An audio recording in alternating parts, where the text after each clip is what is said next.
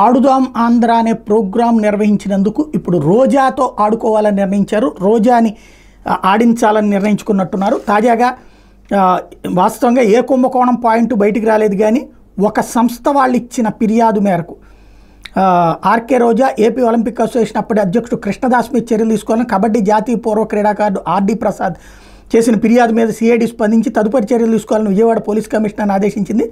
CID అదనపు director general ఉత్తర్వులు జారీ చేశారు. సార్వత్రిక ఎన్నికలకు ముందు 150 కోట్లతో నిర్వహించిన ఆడుదాం ఆంధ్ర కార్యక్రమంలో భారీగా నిధులు దుర్వినియోగమైనాయని ఇప్పటికే పెద్ద ఎత్తున ఫిర్యాదులు వచ్చినాయి. నాసిరకం క్రీడా కిట్లు కొనుగోలు చేసినట్టు ఆరోపణలు వెలువెత్తినాయి.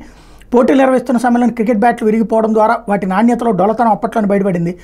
జెర్సీల కొనుగోలు నుంచి క్రీడాకారులకు కల్పించిన భోజనంలోనూ నిధులు స్వాహా చేస్తున్న ఆరోపణలు వచ్చినాయి.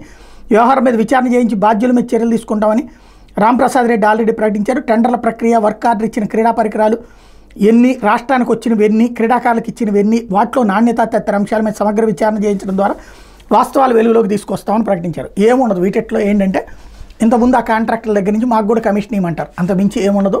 డబ్బులు ఇచ్చి ఉంటే కనుక కమిషన్ ఇస్తారో, ఇవ్వకపోతే కనుక ఇది ఉంటుంది. బట్ కేసులు పెట్టి కొన్ని రోజులు వేధించడానికి వీలు ఉంటుంది.